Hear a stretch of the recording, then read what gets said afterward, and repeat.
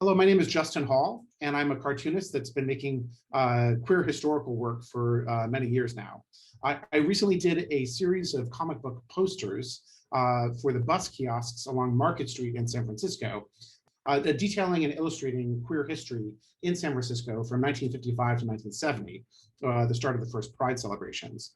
And so I'll be doing a reading from one of those posters, specifically the one that is that tells the story of the founding of the Toolbox Bar, which was the first leather bar in the South of Market district of San Francisco, which has become known, of course, as an international place for leather culture.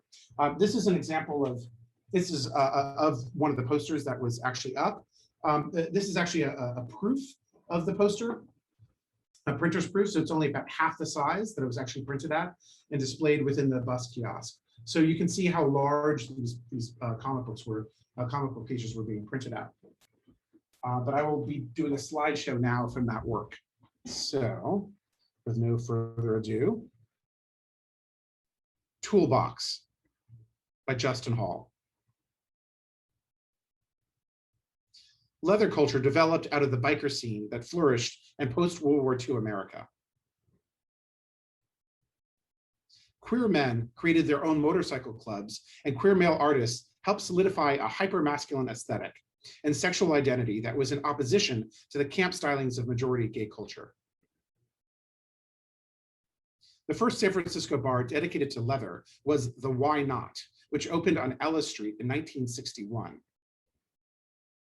It was quickly supplanted by the Toolbox, which opened the next year at 4th and Harrison, establishing the South of Market, or SoMa, neighborhood as one of the world's leading epicenters of leather culture.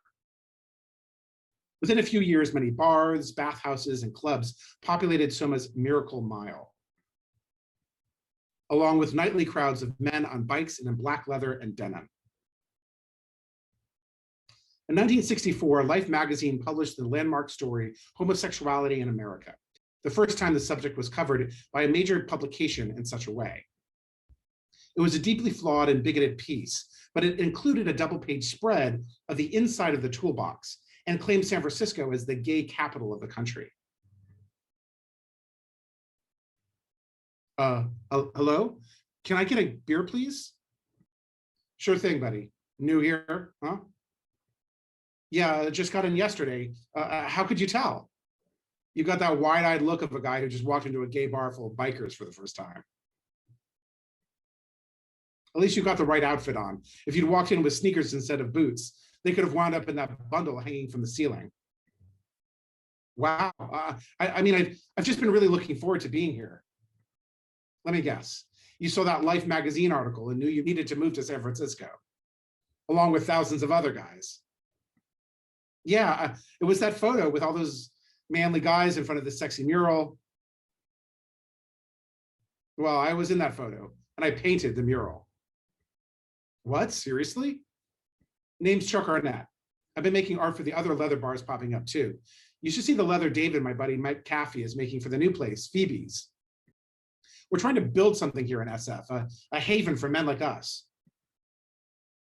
Ever since I came home from the war, I've been searching for the kind of brotherhood I used to have in the Navy. Well, you won't get dishonorably discharged for that here, but you could still be thrown in jail. You never know when we might have vice in here. That's why we have monitors by the restrooms. There are a lot of other vets in here. Tons of guys disembarked in San Francisco and never left. Found a new home among their brothers here. You a vet too? Nah, I was a dancer. I worked all over until I got sick of it and rode my bike out here in 1960. You still got a dancer's body, Chuck. You keep in shape. I do my best. After all, I'm on my feet all day running drinks for grunts like you. I hope you get a chance to get your feet up at night. Oh yeah, don't you worry. Say, my buddies and I have a place by Dolores Park. We throw after parties when the bar closes. There aren't any rules against men touching each other at our place, that's for sure. That sounds amazing. Say, can I get a ride with you? I'll give you a ride anywhere you want to go, handsome. Chuck Arnett, Mike Caffey, and their friends helped define the early San Francisco leather scene with their art, their parties, and their presence. They also did costume design for the SF Ballet and contributed to the art of the hippie movement that took off in the city during the Summer of Love. Chuck Arnett died of AIDS in 1988. The Toolbox closed in 1971, and other bars took up the mantle. The building was mostly demolished, but for 2 years, the mural was still intact and visible from the street. Its men looked down at the neighborhood they had helped to memorialize. The leather scene in San Francisco flourished until the AIDS crisis hit, killing thousands of locals and leading to the shuttering of many of the Soma bars and all of its bathhouses. Still, the San Francisco leather and kink communities have shown tremendous resilience and strength. Leather women, trans folk, the people of color, and others have been increasingly honored and given their due.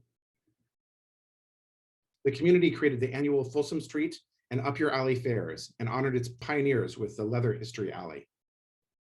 In 2018, the world's first leather and LGBTQ cultural district was formed south of Market. Leather culture is a pillar of San Francisco and will continue to play an important role in its future. Sir, yes, sir. And so that's the end of the story. Thanks again for taking a look at it.